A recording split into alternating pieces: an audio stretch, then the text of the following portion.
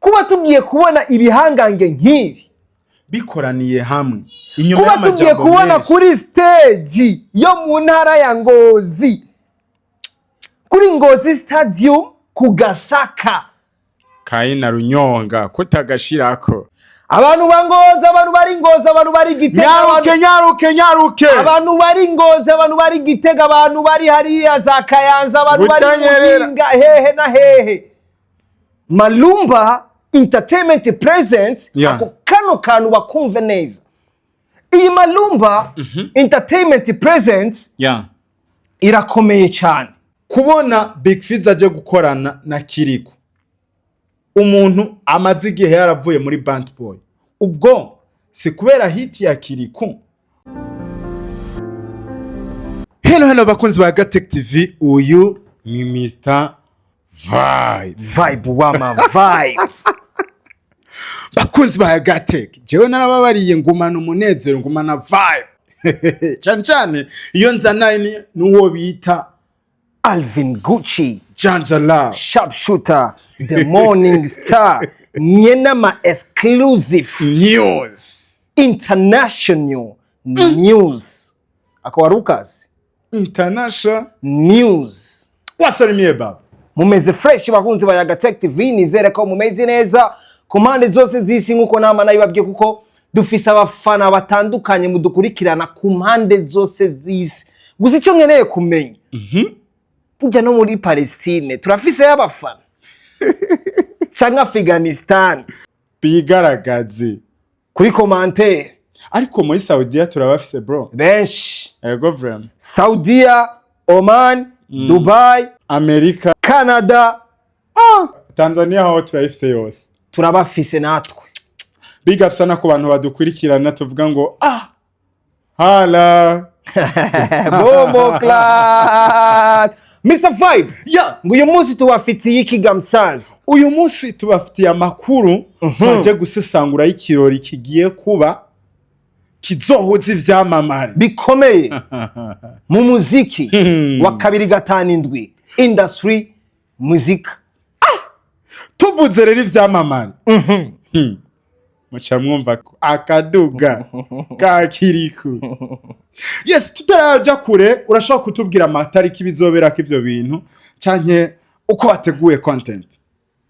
Reka twinjire direct mu kiganiro cyacu. Yes. Reka twinjire direct mu nkuru idasanzwe. Sasa anza na ile reka twinjire direct ku kintu gikomeye cyane kigiye kunyiganza intara ya Ngozi burya. Yes. Kigiye kujugumiza intara ya Ngozi n'abanyengozi ahubwo n'u Burundi bwose bro muri rusangi.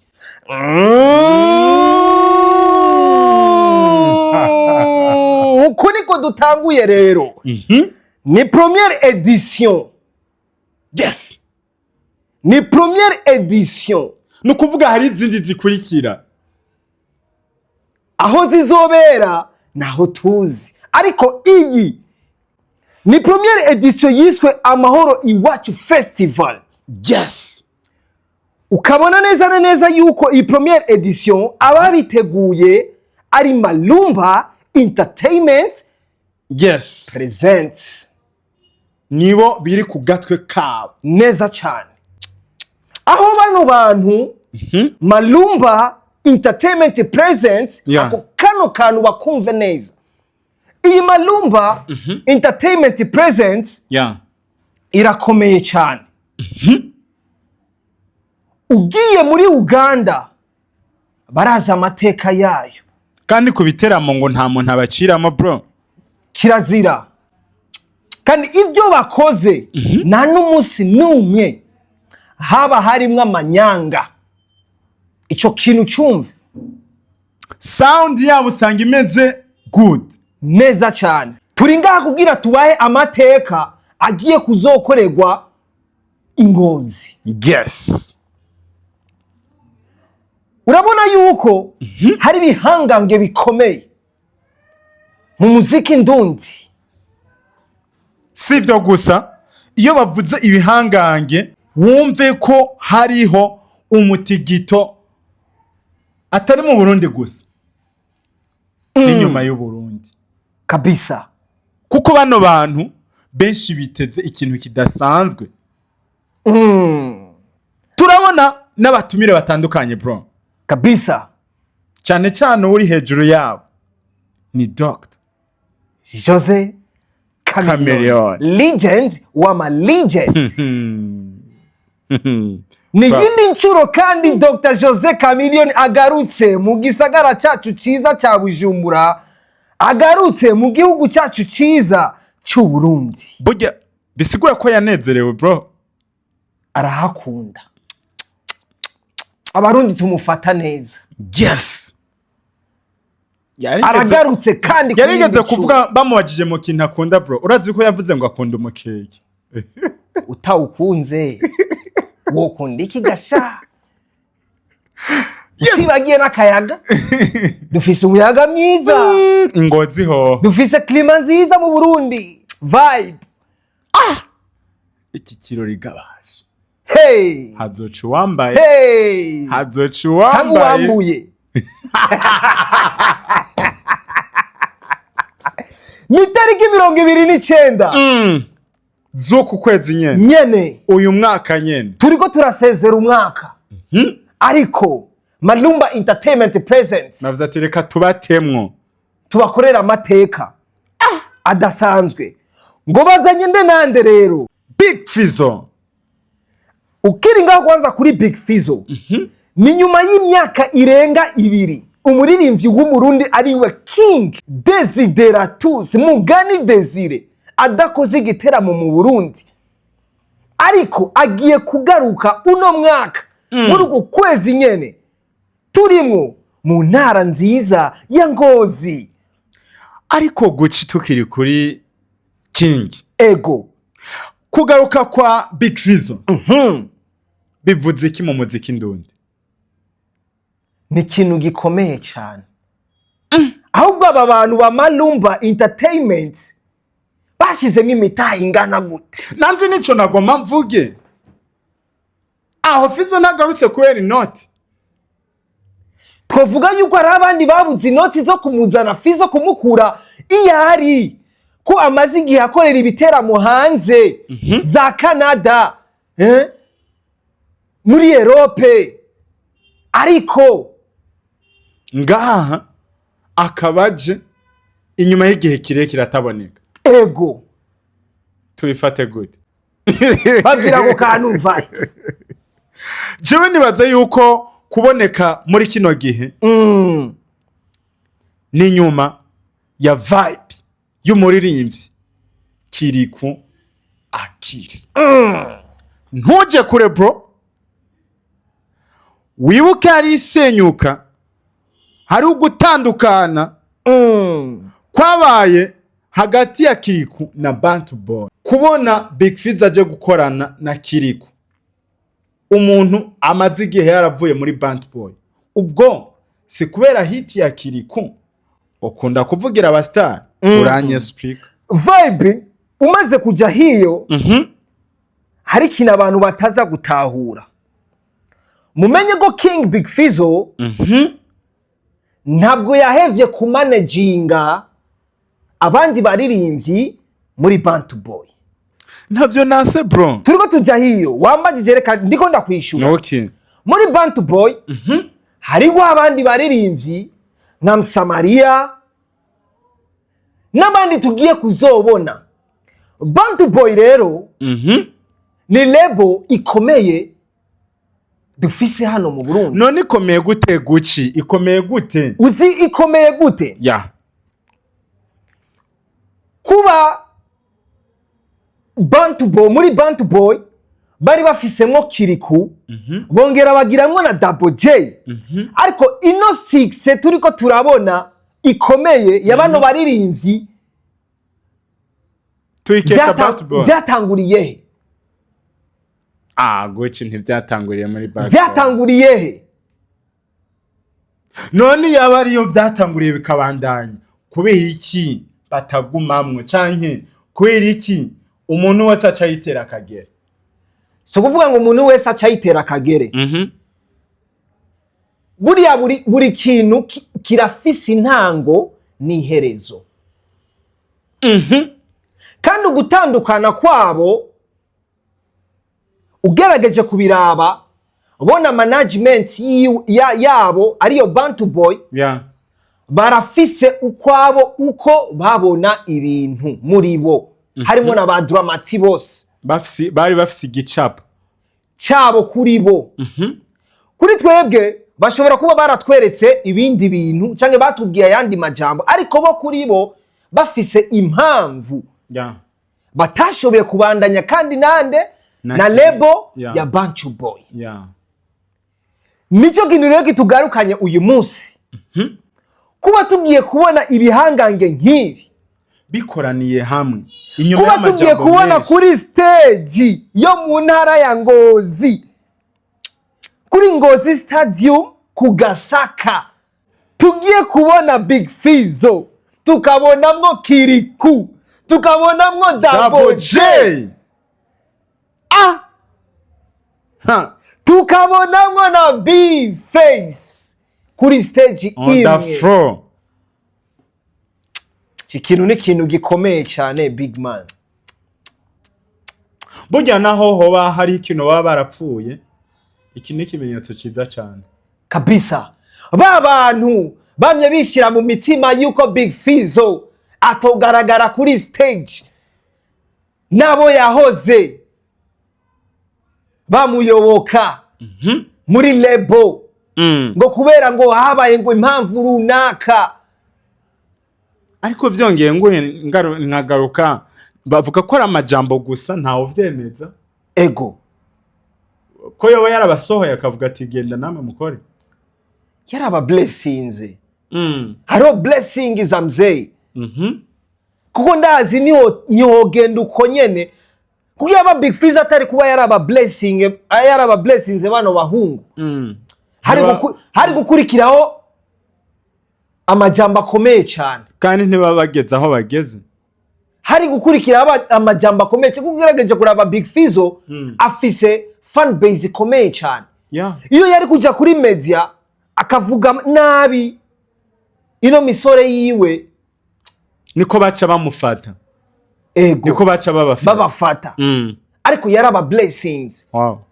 Ni nayo mpamvu mubona ko vyoroshe kugira Malumba Entertainment tuzobabone bari kumwe kuri stage. Ariko guci iyo usohoye umwana nizere ko gifise umuvyeyi, I don't know. Ego nizere yuko ahorera aba nk'ikiganira akavuga ati big up son.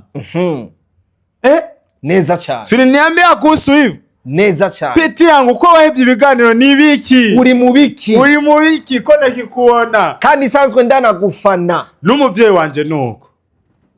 Lakini sasa ngarutse kuri Big Fizzo. Nta post tuba tubona ari karatera intege aba bantu yahoranye. Anaka kantu naco wumva ko nk'umuvyeyi. Mugihe Oscar wowe yakwemereye avuga ati je ujya n'umwana wanje. Naho yonkoshereza gute guma ndamushira mu nzira nziza. Barafise ukungene ba supportingana ku ruhande rwabo, twebwe ntavyo twomenya. Inbox urikuye ko afere bro. Barafise uko ba supportingana bo kuri bo, uko bayaga bo kuri bo ku ruhande rwabo twebwe tutazi. Kuko yaba hariho icuka kibi hagati yabo kugeza n'ubu sinibaza ko vyari kuba vyoroshe kubona bahurira hamwe. Ego reka tubandanye tuja mu bintu bigize kino gitera citwa Amahoro Iwacu Festival. Kikazobera he kuri Ngozi Stadium ku Gasaka, kuri stade. Ni gitera mu bakijanye. Athletic ya mbere imeze gute? Hano ku matike ku bantu basanzwe ordinary ni 10,000 n'ibihumbi 10. Toka bro, 10,000 urinjira. VIP ticket ni ibihumbi 30. VVIP ticket ni ibihumbi 50. hakaca hajayo rero Diamond tike ibihumbi 200, hakaca haza Platinum tike ibihumbi 500. Ni tike sponsor 1 million. Uvuga ati ndabakunda ndabashigikira 1 million. Ego.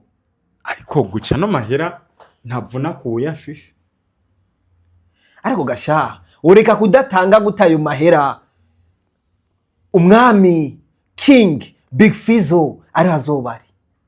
Uzoreka gute gutanga amahera mu gihe dufise hit maker? Aha ni he? Cina guma ndamwite King of Hit.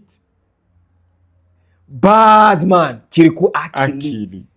Ariho yibereye. Brand ambassador wa Superbad. Woreka gute kuri amahera mu gihe ufise Double Jay? Woreka gute kuri woreka gute kuri ayo mahera yo kuza mu giteramo mu gihe dufise icyamamare na Vyose mwami wa hip hop. Ikindi gikomeye kikiziki ikindi gikomeye woreka gute kutariha ayo mahera Chameleone bakuze hagati tumufise legend wa ma legend uwapfuye akagira iki kazuka hazoci wambaye bro kigiteramo kirakomeye cyane ariko nitwo bivuga vyose mukumengo nitwe twateguye kino giteramo. Yes.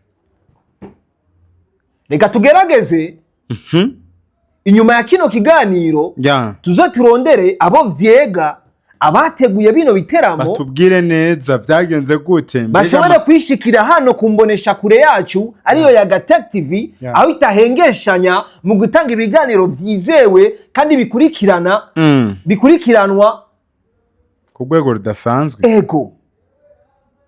Kandi bazoheza batubwire mbega amasaha bizotangurira ko amafaranga babahaye. Niyo mpamvu nanje nakubwiye ko tutobivuga byose kuko hari byo twebwe tutazi. Twasanga two turabesha abafans bacu. Vyiza rero. Abo vyega ni kuraba bakazokwishikira mu bwami bwa Gatech TV baduha umuco wa bino bintu uko biteguwe muri rusangi. Musanze ico kintu mvuze ndagushigikiye. Big up sana. Asante sana Mr Vibe. Reka twizere yuko hari umuco ugiye udasanzwe ugiye gutangwa. Twebwe twako turasesangura kugira tubahe news. Inyuma ya Superbad mwumve yuko ibirori hitmaker wanyu ntaryamye aracari ku gikorwa. Big Fizzo ntaryamye aracari ku gikorwa. Double Jay aracari ku gikorwa. Vyose aracari ku gikorwa. Chameleone aracari. Chameleone kwanza heruka no gusohora video y'indirimbo ikaze cyane. Narayibonye bro. Indirimbo yiswe Zari. Indirimbo ikaze cyane. Bose bafise amahita akomeye. Yes. Bose bafise amahita akomeye rero ikintu gusa twobabwira. Kandi murabona yuko turiko turarangiza umwaka. Ni wa mwaka ni ya mezi twovuga yuko aba diaspora bariko bakoroka nk'imvura baza mu Burundi. Muntu ufise uburyo bwawe wakusanyije uburyo bwawe cyangwa utarabukusanya uburyo bwawe ahantu hari umunezero honyene itariki 29 mu ntara ya Ngozi muri stade ya Ngozi stadium ku Gasaka niho umunezero honyene uzotangirwa na vibe imidasanzwe guci. Reka tubarekere commentaire abantu bangoza abantu bari Ngozi abantu bari Gitega nyaruke abantu bari Ngozi abantu bari Gitega abantu bari hariya za Kayanza abantu bari Muhinga hehe na hehe aha hantu saho gusiba. Yes, bakozi ba Gateka TV reka tubashimire ku mwanya wose twari kumwe namwe. Yari Mr Vibe ari kumwe na Mr Alvin Gucci. Sante sana.